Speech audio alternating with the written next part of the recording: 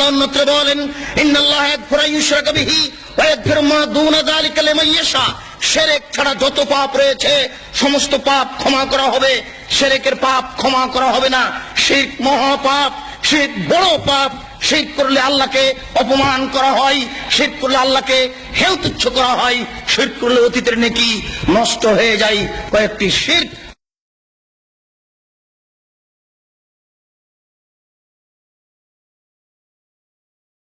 রাসূলুল্লাহ সাল্লাল্লাহু আলাইহি সাল্লাম ফিয়াদ রাজুলিন হালকা, একদা আল্লাহর নবী এক লোকের হাতে দেখলেন তামার বালা। তামার বালা দেখে আল্লাহ রাসূল বললেন, মা হাজিহি, কি তোমার হাতে তামার বালা কেন? লোকটি বলল, হাজিহি মিনাল ওয়াহিনা, আমার শরীরে দুর্বলতা রয়েছে, আমি দুর্বল মানুষ, এটাকে দূরে করার জন্য তামার বালা ব্যবহার করি। আল্লাহ রাসূল বললেন, ইনজিহা, তুমি একে খুলে ফেলো, লা তাজিদুকা ইল্লা ওয়াহানান। এই তামার বালা তোমার গায়ে থাকলে, হাতে থাকলে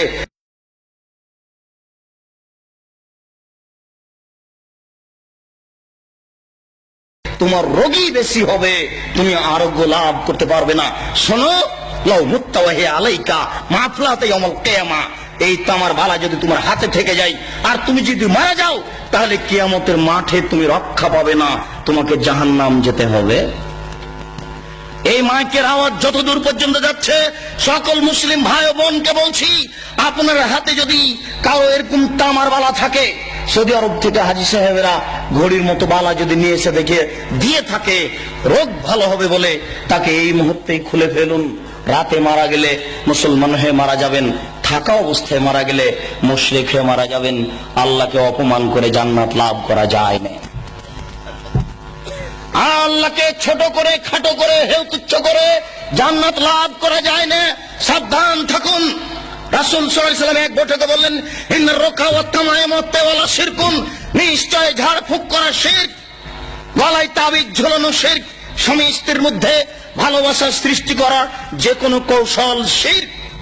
কোরআন মাজিদের আয়াত দিয়ে ঝাড় ফুঁক করা যায়, হাদিসের দোয়া পড়ে ঝাড় ফুঁক করা যায়। আজ হতে আপনারা যদি কোনো জায়গাতে কারো কাছে তেল পানি পড়ে নেন, তাহলে আগে জিজ্ঞাসা করবেন, মুন্সি সাহেব, মৌলভী সাহেব, আপনি যে আমাকে তেল করে দিবেন, পানি করে দিবেন, কি বলবেন? যদি উনি হাদিসের দোয়া পড়েন, কোরআন মাজিদের আয়াত পড়েন, তাহলে আপনি পানি পড়ে নিতে পারেন, অন্যথা আপনিও মুশরিক, সেও মুশরিক, পরকাল হারিয়ে যাবে। রাসূল সাল্লাল্লাহু আলাইহি সাল্লাম বললেন, গলায় তাবিজ ঝুলানো শিরক, মান তাআল্লাকা তামিমা ফাকাদ আশরাকা, কেউ যদি তাবিজ ঝুলাই তাহলে ও শিরক করলো। যে কোনো তাবিজ,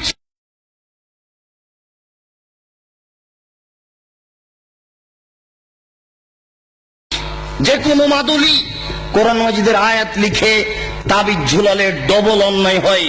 কোরআন মাজিদ কারো গলায় ঝুলে পায়খানায় যাওয়ার জন্য আসেনি, গলায় ঝুলে পেশাবখানায় যাওয়ার জন্য আসেনি। যে কোনো অন্যায় করবে কোরআন মাজিদের আয়াত গলায় করে, এটা নয়। এদেশের কোরআন মাজিদের প্রথমে দেখবেন কতগুলি নকশা করা আছে, এই নকশার তাবিজ ঝুলালে এই হয়। এদেশে যারা কোরআন ছাপাচ্ছে, এরকম আকীদা যারা রাখে, এরাও মুশরিক। এই পাতাগুলি ছিঁড়ে ফেলতে হবে। এরকম কোরআন ছাপায় যারা, তাদের বিরুদ্ধে যতদূর শক্তি প্রয়োগ করা সম্ভব তা করার জন্য চেষ্টা করতে হবে। এরা জাতিকে ধ্বংস করছে, আপনাদের ধ্বংস করছে, মুসলমানকে ধ্বংস করছে এক মিথ্যা কৌশলে, শিরক করে, শিরক করিয়ে।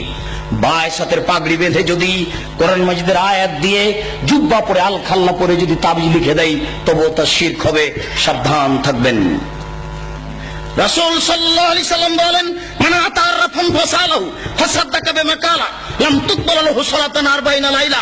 কেউ যদি কোনো গণকের কাছে যায়, তারপর গণককে কিছু জিজ্ঞাসা করে, আমার টাকা হারিয়ে গেছে দেখেন তো, বা এই জিনিস হয়েছে একটু দেখেন তো, তার বলা কথাকে যদি বিশ্বাস করে, আল্লাহর নবী বলেছেন 40 দিন তার ইবাদত কবুল হবে না।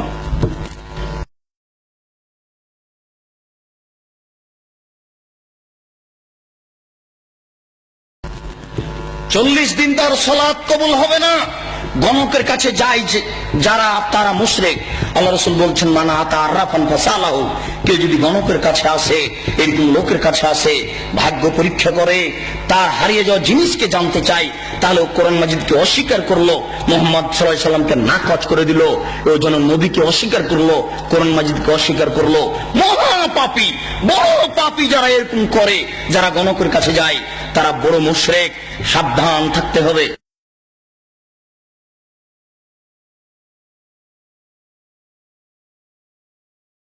রাসূল সাল্লাল্লাহু আলাইহি ওয়াসাল্লাম বললেন, মান হালাফা লিগাইরিল্লাহ ফাকাদ আশরাকা, কেউ যদি আল্লাহ ব্যতীত অন্যের নামে কসম খায় তাহলে শিরক করলো। কেউ যদি আল্লাহ ব্যতীত অন্যের নামে কসম খায় তাহলে শিরক করলো। কেউ যদি দুই চোখের কসম খায় তাহলেও সে মুশরিক। কেউ যদি মায়ের কসম খায় তাহলেও সে মুশরিক। মায়ের কসম খাওয়া যায় না, কোরআন মাজিদে হাত রেখে কসম খাওয়া যায় না, মসজিদে ঢুকে কসম খাওয়া যায় না, ছেলের মাথায় হাত রেখে কসম খাওয়া যায় না, ছেলের মাথায় হাত রেখে কসম খাওয়া শিরক।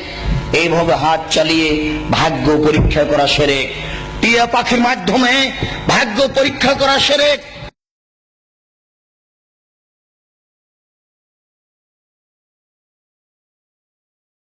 হাতের দাগ দেখে ভাগ্যের কথা বলা শিরক।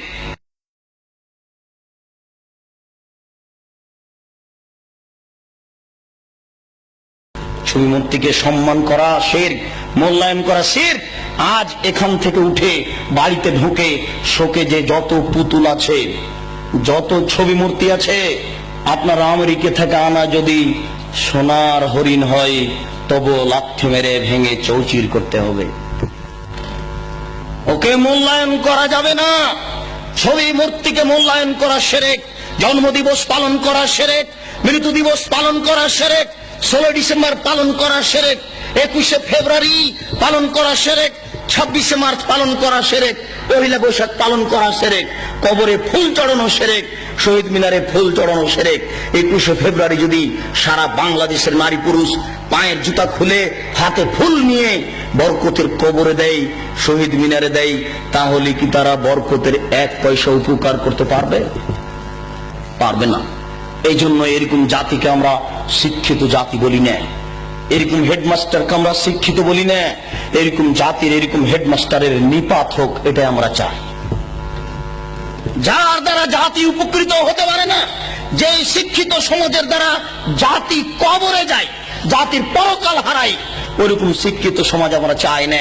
আমরা চাই শিরক বিদআত মুক্ত সমাজ, যে শিরক বিদআত মুক্ত সমাজে আল্লাহকে সন্তুষ্ট করতে পারবো।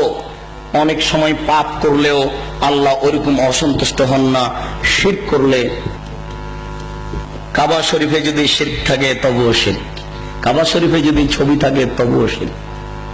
পৃথিবীর যেখানে ছবি থাক না কেন অবশ্যই তা শিরক, যেখানেই থাক না কেন। কাবা শরীফের ছবি মূর্তি ছিল, অনেক মূর্তি ছিল সেখানে। হবল নামে একটা মূর্তি ছিল কাবা শরীফের ঘরের পাশে, হবল, সেটাই বেশি মূল্যায়ন কর। সেই হবল মূর্তির পাশে ছিল একটা পাতিল, সেই পাতিলে ছিল 3টা খড়ি, অর্ধ হাত হোক আর 1 হাত হোক 3টা খড়ি ছিল। একটা খড়ির গায়ে লেখা ছিল ইফাল, করো, আর একটা খড়ির গায়ে লেখা ছিল লা তাফাল, করো না, আর একটা খড়ির গায়ে লেখা ছিল মুহমাল, কিছুই না। তারা ছেলে মেয়ের বিবাহ দিলে বা কোনো সফর করতে চাইলে বা কোনো পদক্ষেপ কাজের গ্রহণ করতে চাইলে ওই পাতিলের ভিতরে হাত ঢুকিয়ে খড়ি বের করত। যদি ওই খড়ি বের হয়েছে যাতে লেখা আছে ইফাল, করো, তার মানে হবল মূর্তি বলে দিল এ আল্লাহ, নকল আল্লাহ, নাউজুবিল্লাহ বলে দিল যে তোমরা কাজ করো। আল্লাহ বলে দিল করতে, এখন তারা করবে, নাউজুবিল্লাহ।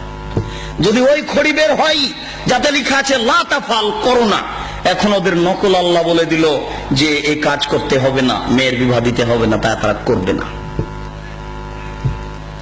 তারা যুদ্ধের মাঠে জয়ী হলে বলতো উল হবল, উল হবল, এ হবল তুমি সম্মানী, তুমি জয়ী, তোমাকে আমরা মূল্যায়ন করি। মানুষ শিরক করত। মহান আল্লাহ বলেন, যার হক এসেছে সত্য, ওয়াজাহাকাল বাতিল, চলে গেছে মিথ্যা, ইন্নাল বাতিলা, নিশ্চয় মিথ্যা, কানা যাহুকা, চিরদিন মিথ্যা। এই বলে আল্লাহর নবী লাঠি হাতে করে কাবা ঘরে ঢুকে যত ছবি মূর্তি ছিল সবকে ভেঙে চৌচির করে লাথি মেরে বের করে দিয়েছেন। ওই ছবি মূর্তি আবার আপনি মুসলমানের বাচ্চা হয়ে ঘরে ঢুকিয়েছেন, ওই ছবি মূর্তি আবার আপনি শোকেজে সাজিয়েছেন। আপনার গোশতের মধ্যে ঢুকে আছে মূর্তি ভাঙা নীতি, আপনার রক্তের মধ্যে ঢুকে আছে মূর্তি ভাঙ্গা নীতি। আপনি মূর্তি ভাঙ্গা জাতি, আপনি মূর্তি ভাঙ্গা সম্প্রদায়, আপনি মূর্তির উপরে লাথি মারা সম্প্রদায়। আপনি মূর্তিকে মূল্যায়ন করেন কি করে? মূর্তিকে আপনি মূল্যায়ন করতে পারেন না। পরের অংশটুকুর সংক্ষিপ্ত কথা রাসূল সাল্লাল্লাহু আলাইহি সাল্লাম এক বৈঠকে বলেন, লানাল্লাহু মান আওয়া মুহদাসান, কেউ যদি বিদআতকে আশ্রয় দেয় তাহলে তার উপরে অভিশাপ।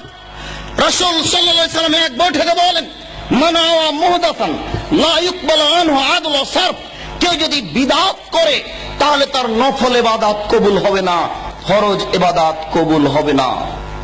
রাসূল সাল্লাল্লাহু আলাইহি সাল্লাম এক বৈঠকে বলেন, লাউ কানা মূসা হাইয়া, আজকে যদি মূসা আলাইহিস সালাম জীবিত হন, ও আদরাকা মিন নবুয়তি, আর মূসা আলাইহিস সালাম যদি আমার নবুয়ত পান, তাহলে আমাকে মেনে নেওয়া ছাড়া তার কোনো গত্যন্তর থাকবে না, আমাকেই তাকে মেনে নিতে হবে। রাসূল সাল্লাল্লাহু আলাইহি সাল্লাম এক বৈঠকে বলেন, মান আমিলা আমালান লাইসা আলাইহি আমরুনা ফাহুয়া রাদ্দুন, কেউ যদি এমন কিছু করে যেটা আমার শরীয়তের অন্তর্ভুক্ত নয়, তাহলে তা হবে পরিত্যাজ্য ইবাদতের জগতে। আয়েশা রাদিয়াল্লাহু তাআলা আনহা বলেন, আল্লাহ রাসূল বলেছেন, মান আহাদাসা ফি আমরিনা হাযা মা লাইসা মিনহু ফাহুয়া রাদ্দুন, কেউ যদি আমার শরীয়তে ইবাদতের নামে নতুন কিছু ঘটায় তাহলে তা পরিত্যাজ্য। মনে রাখা ভালো হবে, শরীয়তে নতুন কাজ গ্রহণীয় নয়, ভালো হলেও। হে উপস্থিত বৈঠকের দিনী মুসলিম ভাই বোন, শরীয়তে নতুন কাজ ভালো হলেও গ্রহণীয় নয়। আমি নিজেকে ক্লান্তিবোধ মনে করাই বিদআতের অংশ আজকের মতো রেখে দিচ্ছি। বিদআতের অংশ পরের দিন পরবর্তীতে অন্যত্রে করব ইনশাআল্লাহ। সেদিন শুধুমাত্র বিদআতের আলোচনায় শোনাবো। আজকে এই আলোচনার এই অংশে এসে বলছি, মনে কিছু নিয়েন না।